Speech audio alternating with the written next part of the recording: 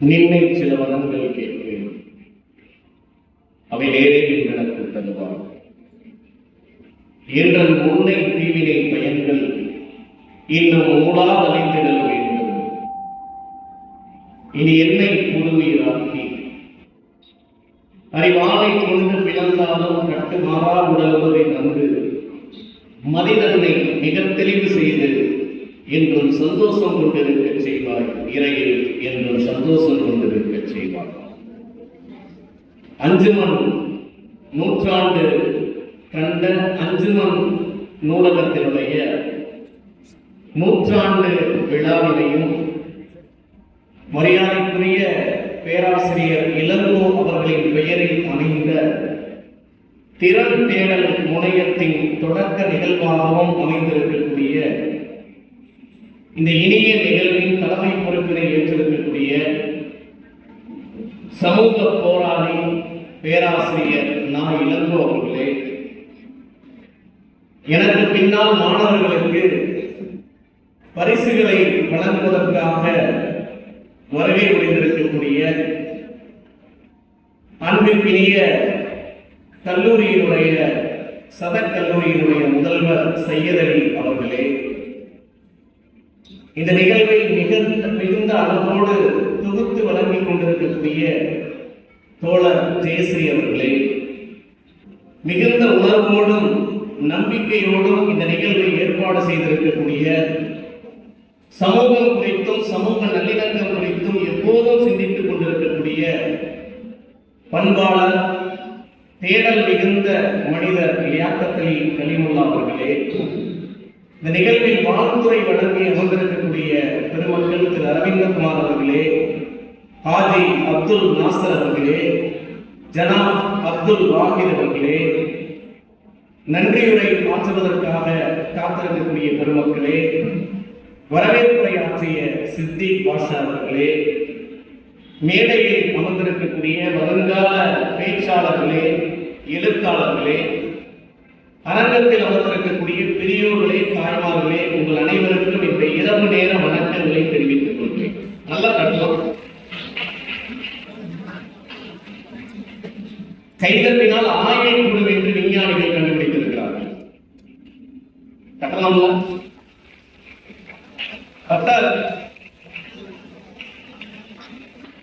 கொசு கூட செத்து போகிற போது கைதட்டு வாங்கிதான் செத்து போகிறோம் இல்லையா? நம்ம அடிக்கிறோம், கொசு செத்துறோம். கொசுவை விட பேச்சாளர் குறைந்தவன் அல்ல. ஒரு வேண்டுகோளோடு நான் இந்த உரையை தொடங்க நினைக்கிறேன். குறிப்பாக இஸ்லாமிய பெருமக்கள் இசா தொழுகையினை இந்த நிகழ்வு முடிந்த பிறகு தொழுது கொள்ளலாம். இந்த உலகத்திலே ரொம்ப கஷ்டமான விஷயம் பேசுறதும் கேட்கிறது. ரெண்டுமே கஷ்டமான விஷயம் தான். 11 மணி நேரம் எனக்கு பயணம். தமிழ்நாட்டின் பல நிகழ்வுகள் இன்றைக்கு என்ன ஆகிவிட்டது என்றால், சிறப்பு விருந்தினர் இந்த பீக் டைம் ஒரு நிகழ்வு. பார்வையாளர்கள் மனநிலை ஒரு குறிப்பிட்ட நேரம் மட்டும்தான் அந்த நிகழ்ச்சியின் அனைவரிசையோடு ஒத்துருக்கு.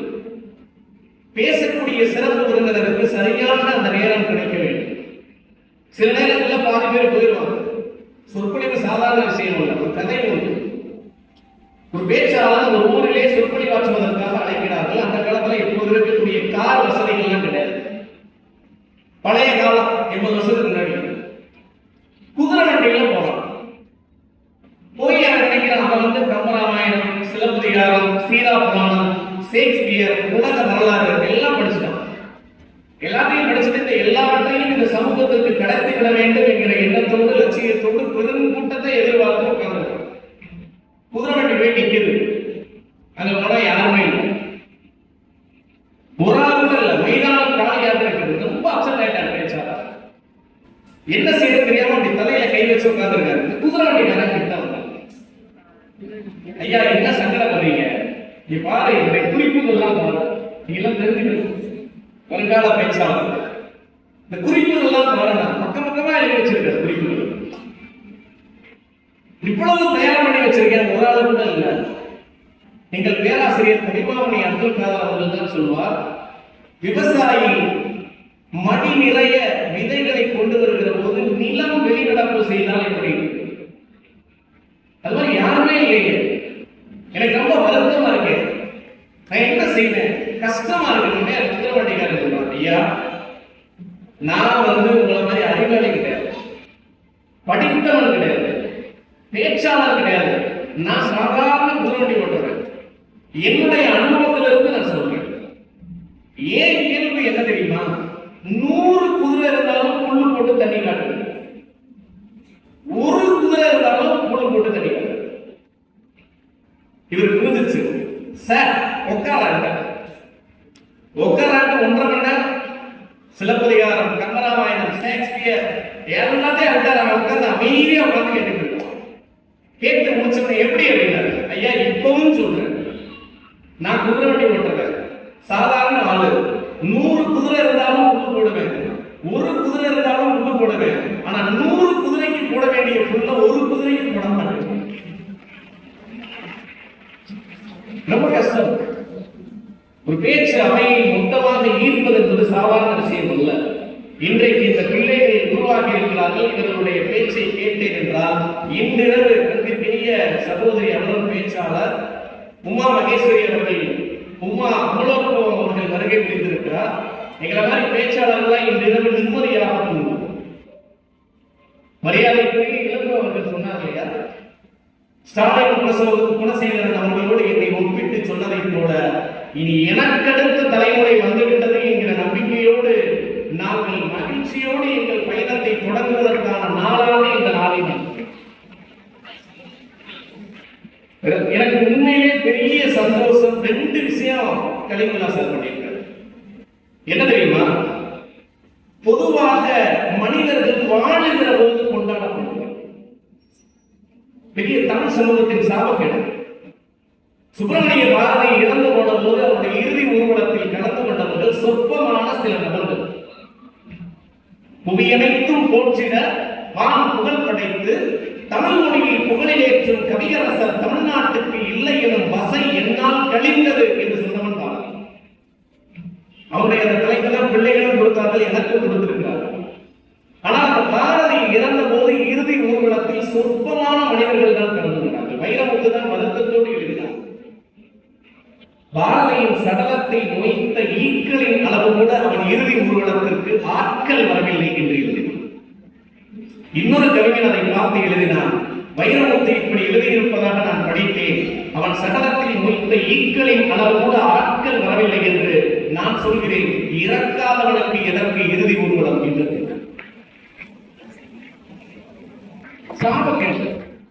நீ யாரா தெரியுதா, உங்க பக்கத்துல ஒரு திறமை இருந்தால் உடனே கொண்டாடி. தமிழ்நாட்டில் பழக்கமே கிடையாது. அதுவும் எழுத்தாளர்களை, கலைஞர்களை கொண்டாடுவதில் சுணக்கம் காட்டுகிற மிக மோசமான நம்முடைய தமிழ் சொல்லும். நம்ம போய் இந்த முதல்வர்கள் என்னோடு பேசிக் கொண்டிருக்கிற போது சொன்னார், அட்மிஷன் போடும்போது முன்னெல்லாம் என்ன கேட்போம், ஒரு பள்ளியில கல்லூரியில அட்மிஷன் போடுற போது சில நேரத்தில் ஓவராலும் நடக்கும். போன வருஷம் எங்க காலேஜ் அட்மிஷன் கமிட்டியில நான் உட்கார்ந்துருக்கேன். ஒரு அம்மா வந்துச்சு, வேர்க்க விறுவிறுக்க உள்ள வருது, வந்து அப்படியே நின்றுச்சு, இந்த காலேஜ்ல எந்த கோர்ஸ் எடுத்தா முதல் மாசமே 1 லட்சம் ரூபாய் சம்பளம், எப்படி ஏன் சம்பளமே அப்ப அவ்வளவு இல்லை. இந்த காலேஜ்ல முதல் மாசமே சம்பளம் 1 லட்சம் ரூபாய் வர மாதிரி என்ன கோர்ஸ் இருக்கு, எனக்கு கோபம் வந்துருச்சு. அப்படி ஒரு கோர்ஸ் இல்லை அப்படின்னு, அப்படியா அப்படி கிளம்பிச்சு. எங்க பையனா அல்லது பொண்ணு, இல்ல நான் இங்க வரல, எதுக்காக ஒரு ஸ்கூல் இருக்கு, அங்க எல்கேஜி அட்மிஷன் போடலாம்னு. எல்கேஜி அட்மிஷன் போடுறதே நம்ம நினைப்பேன், ஏன் உள்ள முதல் மாசத்துல 1 லட்சம் ரூபாய் சம்பளம் வாங்கணும், இது கூட பரவாயில்ல, நல்ல வேலைக்கு போக வேண்டும், உயர் மதிப்பீடுகளை கற்க வேண்டும், சிறந்த ஆசிரியர்களிடம் பாடம் கற்று அந்த துறையில் வல்லவனாக வர வேண்டும் என்று ஆசைப்பட்ட பரவாயில்ல. அவர் வேதனையோடு சொல்கிறார், பல பேரண்ட்ஸ் கேட்கிறது என்ன தெரியுமா, உங்க காலேஜ்ல செலிபிரிட்டிஸ் எல்லாம் கூப்பிடுவீங்களா?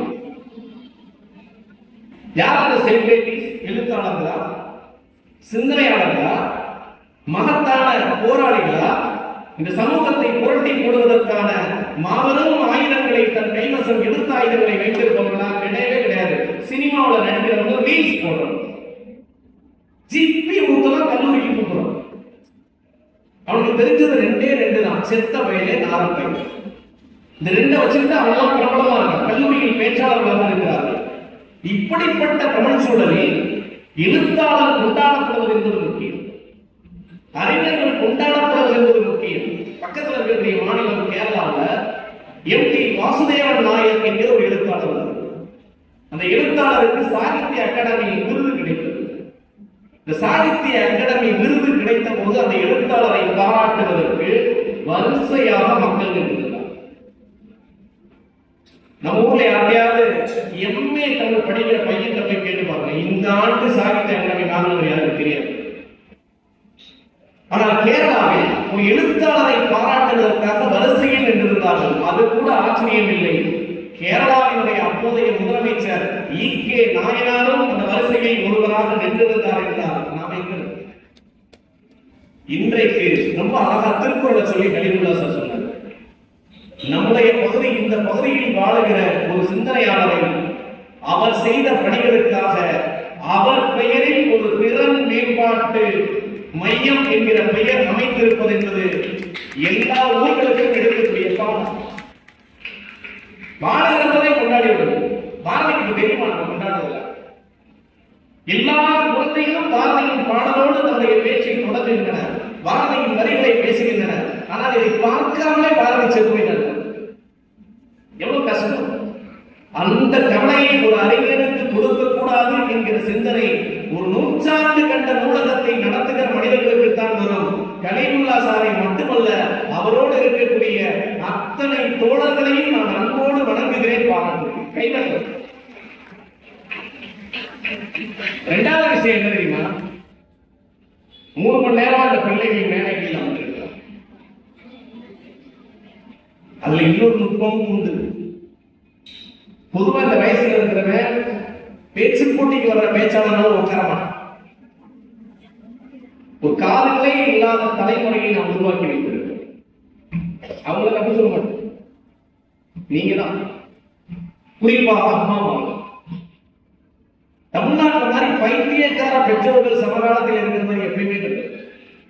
இல்லைன்னா என் புள்ள ஓட்டு போட சொல்லி ஓட்டு போட போனான். அவர் பெரிய பேரறிஞர் சொன்னவர் 8 வயசு அவரு.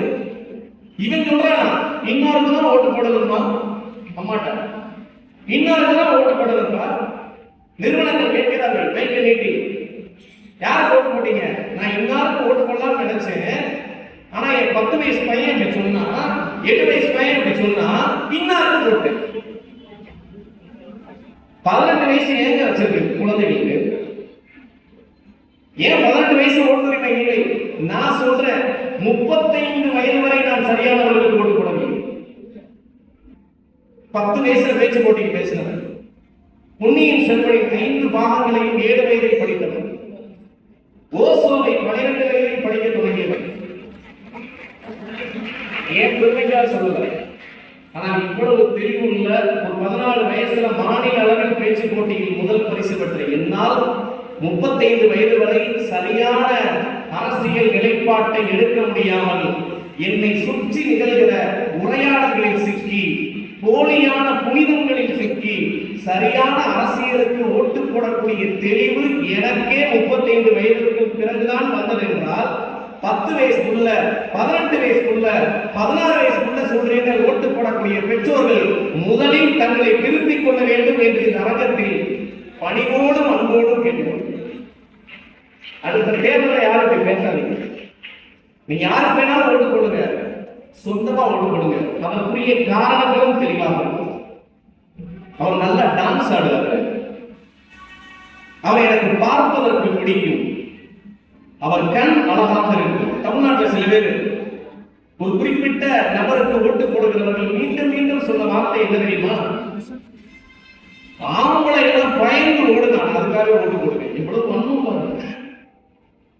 நீங்கள் ஓட்டு போடுவதற்கு சரியான ரீசன் இருக்கலாம், ஒரு குறிப்பிட்ட கொள்கை இருக்கலாம். எனக்கு பிடிக்காத நபராக கூட இருக்கலாம், ஆனால் அவரிடத்தில் ஒரு கொள்கை இருக்கிறது, அதை முன்வைக்கிறார் என்றால் அதற்கு ஓட்டு போடுவது என்பது வேறு.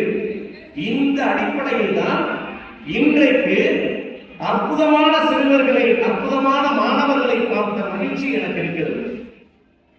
அரிதாரங்களை துரத்துகிற தற்குறிகளுக்கு பின்னால் இவர்கள் அறிவை துரத்துகிற ஆச்சரிய குறிகள் என்பதை பெருமையோடு இந்த ஜெனரேஷன் காரணங்களே கிடையாது. காரணம் ஏன் எப்ப செல்போன் பார்க்க ஆரம்பிச்சோம்? வானத்துல இருந்து வந்துருச்சா? ஒரு 10 வயது பையனுக்கு, 8 வயது பையனுக்கு, 7 வயது பையனுக்கு அமெரிக்க அதிபர் டிரம்பும் இந்தியாவுடைய பிரதமர் மோடியும் தமிழகத்து முதல்வர் ஸ்டாலினும் தம்பி நீ இந்த ஸ்மார்ட் போன் பார்க்காம தூங்க கூடாதுன்னு சொன்னாங்க. யாரை பார்த்து பார்க்க ஆரம்பிச்சா? உங்களை பார்த்து. நீங்கள் புத்தகத்தை எடுத்திருந்தால் அவனும் புத்தகத்தை எடுக்க. அஞ்சுமன் நூற்றாண்டு நூலகம் என்று ஒரு நூலகம் இருக்கிறது.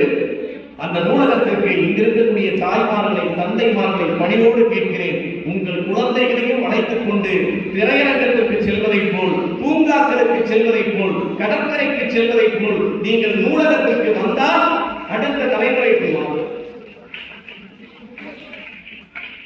எனக்கு ரொம்ப பிடிக்கிறது. வாழ்த்துக்கள். நல்லா நல்லா வருவீங்க. ரொம்ப வருத்தமா பார்த்தீங்கன்னா எழுத்தாளர் எனக்கு மட்டும்தான் ரெண்டும் தெரியும். ஏன் நான் 13 நூல்களை எழுதிய எழுத்தாளர், 8 வயதிலிருந்து பேசிக் கொண்டிருக்கிற பேச்சாளர். ஒரு எழுத்தாளருடைய வழி எனக்கு தெரியும். டேய் நாங்கள் அறிவாளிகள் தான். என்னுடைய ஊடகம் வேறு, என்னுடைய ஊடகம் எழுத்து, என்னுடைய ஊடகம் சிந்தனை என்று இந்த பிள்ளைகளுக்கு கைதட்டு கிடைச்சிருச்சு. அந்த பிள்ளைகள் ஒரு தடவை மனசார கைதட்டு நல்ல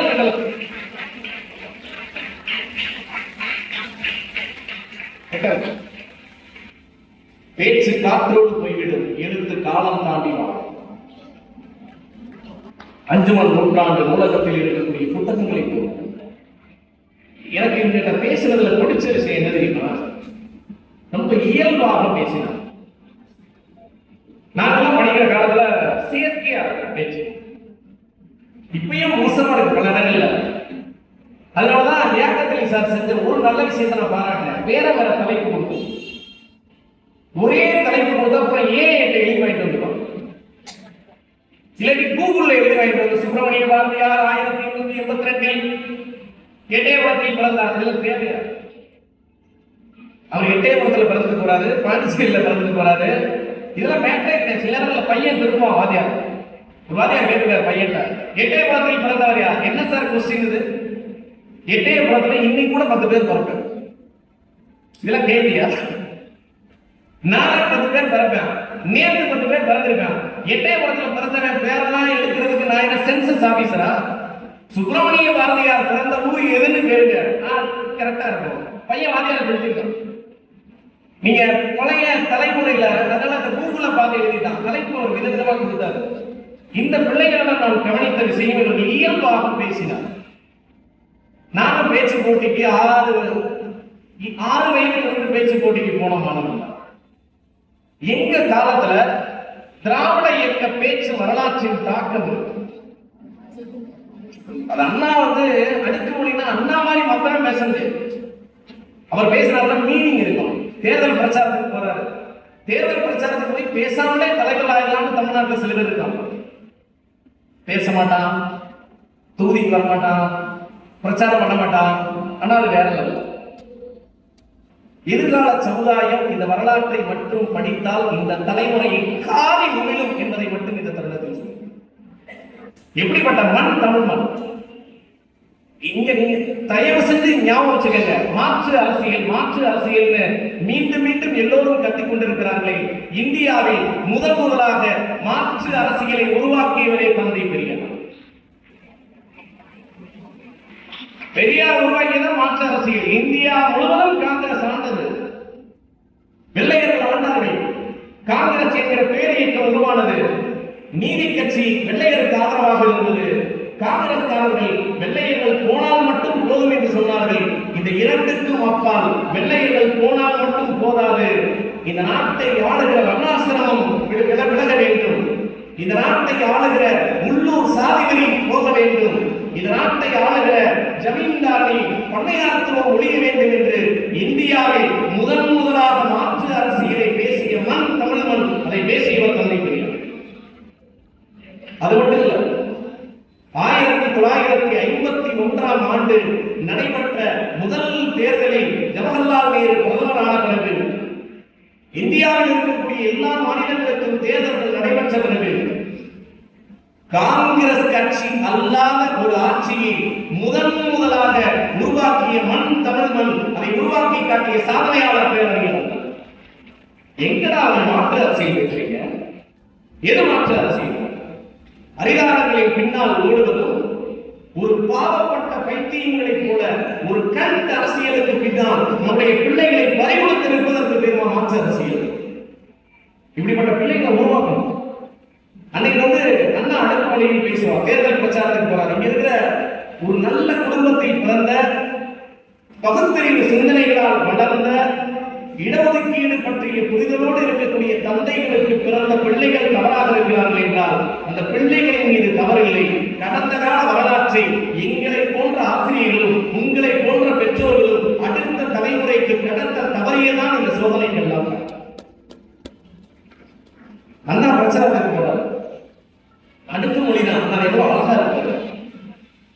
இதே மாதிரி வெயில் கொளுத்துகிற காலம், மாதமோ சித்திரை, மணியோ பத்தரை, தம்பி உன்னை தடுவதோ நித்திரை, கொஞ்சம் முன்னாடி நின்று தூங்குறான். எப்பவுமே முன்வரிசையில் இருந்து பேசுகிறவர்கள், முன்வரிசையில் இருந்து செல்போன் பார்க்கிறவர்கள், முன்வரிசையில் இருந்து எழுந்து போகிறவர்கள் தமிழ்நாட்டில் 10 பேர் கூட்டு வர வேண்டும். முன்வரிசையில் தூங்குறான். அண்ணா ஆரம்பிக்கிறார், மாதமோ சித்திரை, மணியோ பத்தரை, தம்பி உன்னை தடுவதோ நித்திரை, மறக்காது எவக்கிடிவே முத்திரை, பேசுவிடம் கடற்கரை, பேசுவது அண்ணாதுரை. இப்ப சில சம்பந்தம் எல்லாம் அடங்கி பேசு. மரத்தில் இருக்கிறது நுங்கு, கடல்ல இருக்கிறது சங்கு, ரைட்டு. அடுத்து அடுப்புல இருக்கிறது கங்கு, கீழே உதவி நீ தூக்குல போய் தொங்கு. பாரதியின் சமூக நோக்கம் என்பது என் தலைப்பு, அதனால் எனக்கு பேச வந்தது அழைப்பு. கஷ்டப்பட்டு எழுதினேன் குறிப்பு, அது வரைக்கும் பரவாயில்ல. என் வீட்டில் வேகவில்லை பருப்பு, வேகலாம் நீ வேக வச்சுக்கலாம். ஆனா அப்படியே அந்த பிள்ளைகள் பேசலாம். இவர்கள் இயல்பாக உண்மையாக பேசியதற்காகவே நம்முடைய அனைவரின் கைதட்டங்களை மீண்டும் இந்த பிள்ளைகளுக்கு நாம் சொல்கிறோம். நேர கிடந்துச்சு 2-3 விஷயம், ஒரு 20 நிமிஷம் பேசலாமா?